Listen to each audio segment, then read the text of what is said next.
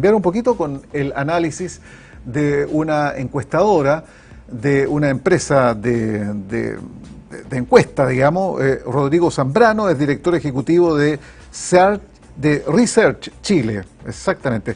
Vamos a conversar cuándo se hizo el trabajo de campo, sus aprehensiones, su manera de ver cómo está la política por estos días de esta encuestadora.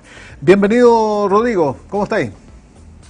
Hola, buenas tardes a todos los que están viendo el programa. Eso. Oye, en las redes sociales, en uso de televisión, señal digital para todo el país y también en la señal online, la UCB Radio, que estamos aquí en la quinta región. Oye, Research Chile, a ver, cuéntame, presentémonos, porque tú eres parte, obviamente, vamos a comentar y vamos a entrar al detalle de la encuesta de esta semana, digamos, pero como presentación, cuéntame, Research Chile, ¿desde cuándo está funcionando? ¿Cómo hacen el trabajo de campo? Cuando hacen ustedes, digamos, la encuesta, ¿no? Sí, A partir, sí. digamos. Mira, Research Chile es una empresa nueva. Nacimos nosotros en octubre del año pasado, ya con el propósito de abrir un nuevo foco, por así decirlo, para la opinión pública. Ya, nosotros realizamos encuestas online mensuales desde el mes de octubre. Este ya es nuestra octava medición. ¿Ya? Y nuestro trabajo de campo generalmente lo hacemos entre la primera y la segunda semana del mes. ¿Ya? ¿Por qué digo generalmente? Porque depende, a lo mejor puede haber un feriado, puede haber un fin de semana largo o un hecho político que nos haga o adelantar o correr el trabajo, probablemente. Ya, ¿y qué pasó ¿Ya? con el 7 de mayo pasado, el día de las elecciones? ¿Les hizo adelantar o atrasar? Yo creo que atrasar, ¿no? Preferimos atrasar el trabajo de campo para partir precisamente el 8, porque encontrábamos que partir justo un día después de una elección tan importante como esa nos iba a dar datos bastante ricos para analizar, que fue lo que precisamente pues nosotros logramos obtener este mes. Ok. Oye, Rodrigo, te tengo que preguntar, obviamente, ¿hay alguna tendencia? ¿Cuál es? Porque siempre uno dice, bueno, ¿de dónde viene la encuesta? También tiene algún sentido, tiene alguna connotación, digamos.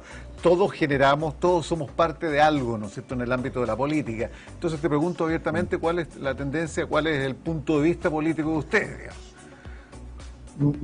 Mira, no, nosotros como encuestadora somos bastante heterogéneos, ya, de todas las tendencias. Pero analizando ya propiamente tal la encuesta, eso precisamente, o analizando los resultados, nos permite tener visiones bastante ricas que quizás con una línea editorial bastante estricta no llegaríamos a un nivel de análisis más en profundidad, por así decirlo. ¿Ya? Cuando nosotros obtenemos los datos, se procede a un análisis probablemente tal, porque cualquiera podría, ¿cierto?, encuestar a 200 personas, por así decirlo, ver cuáles son como las 2, 3 tendencias por pregunta que son más mayoritarias, hacer un gráfico y listo. Pero lo que nosotros tratamos, por ejemplo, por nuestro informe aparte, es dar también como una visión bastante objetiva de los datos que nosotros estamos viendo. A su vez también, para nuestros suscriptores, por así decirlo, tenemos abierto una plataforma que es un panel interactivo que les permite precisamente también a ellos llegar a sus propias conclusiones. Porque claro, uno también puede tener o nosotros podemos llegar como una conclusión bastante sesgada inconscientemente, y les ponemos a disposición de ellos para que puedan acceder y analizar en forma abierta los datos que nosotros hemos recopilado. Ok, o sea, claro, porque se puede interpretar, todos los datos son interpretables, ¿no es cierto? Exactamente. Y en el campo de la política, tú sabes que, bueno, y pasó después de las elecciones, ¿no es cierto? Que cada uno tuvo una lectura distinta, yo no sé, bueno, tantas posiciones como personas hay, ¿no es cierto?, que van a hacer el análisis, ¿no es cierto?, de los resultados. Oye, te quiero preguntar, ¿ustedes están chequeando también las otras encuestadoras, las otras encuestas? ¿Hacen comparación? ¿Ustedes son absolutamente independientes? ¿Ven el universo de las encuestas también o no es un tema dentro de los análisis que hacen? No, sí, eso es importante. Ya. Y también para que lo sepa, pues, la encuesta en sí, ¿cierto?, tiene que ser analizada con su propia encuesta, pero eso no quita que uno pueda hacer comparaciones, ¿cierto?, con las otras encuestas y ver si efectivamente las tendencias que uno va viendo, que uno va recibiendo, se van replicando en las otras encuestadoras. Hasta el minuto, los datos que nosotros hemos recibido, que nosotros hemos analizado al momento de hacer como un análisis comparado, cuando nos piden, por ejemplo, no sé, determinadas minutas, etcétera, obviamente que no podemos ser tan autorreferentes e ir solamente nosotros, ¿ya? Y analizamos el panorama completo con diferente información. Y hasta el minuto, todas las encuestadoras, en mayor o en menor medida, estamos viendo los mismos fenómenos, y eso es súper interesante. Ok. Bueno, vamos a lo que nos interesa, vamos al detalle, Rodrigo. A ver, ¿qué es lo que ha mostrado, digamos, en términos generales, digamos, o lo que te gustaría, digamos, indagar previamente, digamos, para entrar a la conversa? Mira, nosotros este mes, aparte de las preguntas tradicionales que puede ser cualquier encuestadora, como aprobación, desaprobación del presidente, los ministros mejor evaluados, etcétera, vimos que se estaba generando una decisión inconsciente en el electorado. Y nosotros quisimos medirlo y ver si efectivamente nuestra hipótesis era correcta. La mejor forma que nosotros vimos fue replicar en una pregunta, replicar la elección de la primera vuelta, porque a grandes rasgos alguien puede decir, ¿por qué a 2 años de la elección una encuestadora va y replica la elección de la primera vuelta? Esto tiene que ver directamente para ver si las decisiones que estaba tomando el elector, tanto en el plebiscito de salida de septiembre como en la elección recientemente ocurrida por el 7 de mayo, no eran decisiones impulsivas, sino que quizás había algo más inconsciente. ¿Qué nos dimos cuenta nosotros, por ejemplo? Cuando repetimos esta pregunta, nos dimos cuenta que las personas que se inclinarían a votar por el presidente Gabriel Boric llegaron aproximadamente a un 29%, que es muy similar a la votación que alcanzó Unidad para que fuera lista, ¿cierto?, del Frente Amplio, Partido Comunista, Partido Socialista. Entonces ahí vemos como un primer fenómeno. Ojo, el presidente sube, pero ¿cierto?, sube con los suyos, ¿ya? Eso es súper importante. En segundo lugar, pues nosotros quisimos ver si era tan efectivo, ¿cierto?, que el rechazo pudiese ser aplicable o pudiese ser replicable quizás a una determinada tendencia política. Vimos la votación o la adhesión que tuvo en esta encuesta, en esta pregunta, José Antonio Kast, la adhesión que tuvo Sebastián Sichel y la adhesión que tuvo Franco Parisi. Si uno suma esos 3 factores o esos 3 candidatos, llega a un 60%. Ya. 62% fue el voto de rechazo. O sea, es congruente. 61%. Entonces es absolutamente congruente. Entonces nosotros estamos llegando a la conclusión que se pudiese estar instaurando quizás una nueva o un nuevo clivaje en la forma en la cual el elector está decidiendo, porque una cosa, insisto, es llegar a una papeleta, ver 50 candidatos y elegir uno, pero otra muy distinta es que tú empiezas a tomar decisiones inconscientemente, ¿cierto?, en función de ese clivaje. Entonces aquí pues nosotros vemos ese fenómeno, vemos, ¿cierto?, por un lado, la adhesión del presidente Gabriel Boric muy similar a Unidad para Chile, por ende uno pudiese llegar a una conclusión que quizás ahí está su adhesión dura, ¿ya?, que es algo que no se puede obtener simplemente con usted aprueba o rechaza por la aprobación presidencial. Vemos también ese 60% que es muy similar, ¿cierto?, al 62 y al 61 y algo que obtuvo posteriormente el 7 de mayo. Entonces estamos viendo ya que se está configurando en ese punto de vista 2 cosas que son súper interesantes para seguir, ¿ya? Y de ahí obviamente uno pudiese sacar como análisis derivados. Por ejemplo, en nuestra repetición de esta pregunta, Sebastián Sichel, si no me tiene 12%, muy similar al 13% que obtuvo en la primera vuelta, sí, ¿ya? Pero si uno mira Chile Seguro con la votación obtenida, significaría que todavía puede existir un margen para que dicho pacto político pueda seguir perdiendo votación en pos de un partido republicano más fuerte, o si el PDG se empieza a recuperar.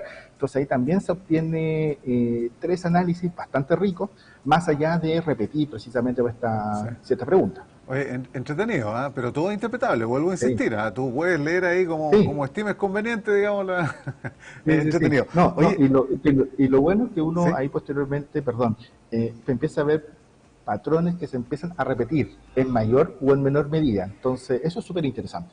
Y esos son los datos más interesantes, creemos nosotros, de este mes. Rodrigo, y ahora, ¿qué ha pasado con la gente? Ustedes que han hecho cierta evolución y han seguido, digamos, ¿qué pasa? de este péndulo, ¿no es cierto?, que todos hemos hablado en algún momento, nos traspasamos de la izquierda, de bien izquierda, nos pasamos a una derecha bien derecha. ¿Eso en términos sucintos, claros, digamos, mundanos, para que todo el mundo lo entienda, es así o no es tan así? ¿Cómo evalúan eso? A simple vista uno pudiese señalar que es así. Ya, yo tengo ciertos reparos, pero es mi opinión personal, no es la opinión de la consultora ni nada por el estilo. Es más, cuando debatimos estos temas, digamos, en términos democráticos, salí perdiendo. ¿Ya? Pero ¿qué veo yo personalmente? Yo veo que más que péndulo, por así decirlo, la gente está votando contra algo. ¿Ya?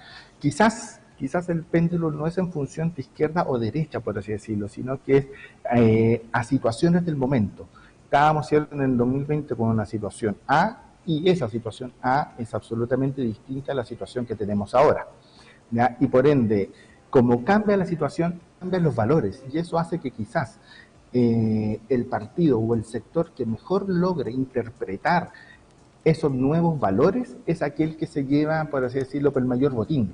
¿Ya? Hay algunos que lo llaman péndulo izquierda y derecha. Yo prefiero optarlo mayormente como cambios de tendencia o cambios de valorización de la sociedad, ¿ya? Por momentos determinados. Obviamente el 2020, por los resultados obtenidos en el 2020, plebiscito de entrada y convención constitucional eran absolutamente previsibles por el momento que se estaba viviendo, no tan solo por el estallido, sino que también por la pandemia. 2 años después, ya con una situación más decantada, más tranquila, etcétera, esos valores fundantes obviamente empiezan a perder valor por hecho del tiempo, ¿ya? No significa que se hayan ido, sino que simplemente pierden el valor respecto de otros como delincuencia, seguridad, inmigración, etcétera. Entonces, claro, no es que exista un péndulo de que la gente sea muy de izquierda el 2020 y ahora sea muy de derecha para el 2023, sino que simplemente hay determinados partidos que son capaces de sintonizar de mejor forma. Sí. Ahora, la pregunta que uno se puede hacer también, estos cambios, no te gusta el péndulo ya, pero estos cambios, ¿no es cierto?, este vaivén de uno y otro lado, dependiendo de la contingencia, dependiendo de muchos factores, de muchas variables, pueden acontecer en el corto plazo, en el corto tiempo, o esto es un periodo más extenso. Te lo pregunto porque ahora la cancha está como para este lado, digamos, hacia la derecha, centro derecha, incluso derecha, digamos. ¿Tú crees que esto puede variar con miras a las presidenciales? Porque ya todo parece indicar que va para allá el tema. La elección quizás que va a marcar el destino presidencial no es el plebiscito de salida, es la elección municipal. Y para eso queda aproximadamente 1 año y medio. Pero no es mucho, para nada, es corto plazo. Falta mucho tiempo en meses, corto plazo en política. O sea, inclusive un poquito más de un año. Hay dichos que dicen que exactamente, porque hay que definir los candidatos, vienen las primarias, exactamente para concejal, para las primarias para alcalde. Entonces, si bien es cierto, es a 1 año y medio, estamos hablando que el proceso en sí empieza como a tomar motores a final de este año. ¿Ya? Entonces, esa elección se va a marcar el punto. Ahora, independiente de eso, nosotros estuvimos acostumbrados mucho tiempo, y por eso es que es importante quizás ver cómo se comporta esta nueva forma del elector, por así decirlo. Estuvimos acostumbrados mucho tiempo a elecciones relativamente estables. ¿A qué me refiero? 2 grandes bloques, ya donde generalmente siempre ganaba la Concertación, ¿cierto? Y pudiese ser que la derecha tuviera un buen resultado parlamentario, un buen resultado municipal, dependiendo de hechos puntuales, pero generalmente siempre fuimos muy estables. ¿Qué ocurrió? Obviamente en la década del 2010 esto empieza a cambiar y es algo nuevo en nuestra historia política. Sí. Ya, yo me atrevería a pensar que quizás estamos encontrando ya por fin ejes fundantes para esta nueva forma de elección, ¿ya? Y por eso va a ser súper relevante no tan solo el plebiscito de salida, sino que la elección de alcaldes, porque si la elección de alcaldes replica en mayor o en menor medida las últimas 2 elecciones que hablábamos, por ejemplo un 55-45, pudiésemos estar hablando ya de que hay un clivaje absolutamente claro y que ese va a ser quizás la estabilidad que vamos a tener en el mediano plazo. Oye, Rodrigo, A ver, en esto de ir sacando cuenta, porque, a ver, quienes estén interesados en el detalle de la encuesta se pueden meter, está la página, ¿no es cierto? Todos esos datos están Sí, sí, a la luz, sí. ¿no es cierto? Sí, ya está Me gusta publicada manejar en researchchile.cl. eso, resetchile.cl. Me gusta interpretar, llegar, ¿no es cierto?, a ver cuál es tu pensamiento, porque ustedes están manejando también la opinión pública, entonces, Sí. o sea, leyendo la opinión pública, no manejando la opinión pública, quise decir. No, pero Oye, quizás es una externalidad negativa y que eso también ah, tiene que ser una responsabilidad de cada encuestadora. Quizás uno no busca, ¿cierto?, establecer una determinada opinión, sí, pero al momento en que uno muestra los datos, implícitamente, aunque uno no lo busque, quizás está generando buena opinión. Entonces, por eso que uno tiene que exacto. ser súper responsable en la pregunta que hace, en cómo lo informa y tratar de ser lo más objetivo posible. Oye, ya, y te quiero preguntar lo siguiente. Tú sabes que el escenario político es tan poco claro, digamos. El Mm. futuro es muy incierto, y las vueltas son muchísimas. Las vueltas de la vida, imagínate en la política. Ahora, ambos expresidentes han dicho, ¿no es cierto?, que no están, digamos, para volver a embarcarse en este tema. En este cacho, dicen algunos, ¿no es cierto? Pero resulta que, por ejemplo, la ex presidenta Bachelet ha dicho que no. El expresidente Piñera ha dicho que no, claramente. Pero hay algunas voces, incluso Manuel José Sandón dijo que Piñera, ¿no es cierto?, está dando vueltas, revoloteando, que podría ser. La presidenta dice que no, pero uno nunca sabe. ¿Tú nunca has visto, ustedes, digamos, no han visto como una posibilidad un poco más real a la luz de todos estos cambios que hemos verificado en el último tiempo y estas vueltas y estos péndulos raros, ¿no es cierto?, y estas cosas, que de repente sea un análisis cierto, concreto, digamos, en un futuro cercano? O sea, nosotros vemos si lo tenemos o si lo ponemos en términos de probabilidades, nosotros vemos más probable que quizás Michelle Bachelet opte por una nueva carrera presidencial que Sebastián Piñera. Ya, ¿Y eso por qué? Básicamente porque el apoyo que nosotros estamos viendo hacia la expresidenta es un apoyo, si bien es cierto, es pequeño, pero es consistente y va creciendo en el tiempo.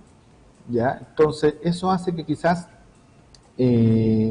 todas las personas afines a este denominado socialismo democrático puedan inclinarse por una candidatura de esta o una similar, y aquellas personas proclives a Unidad para Chile, ¿cierto?, que es como la izquierda de este conglomerado, no vean con malos ojos también a Michelle Bachelet, porque en muchos sentidos ella encarna, como lo dijo Convergencia Social, que ellos se sentían los herederos de Michelle Bachelet.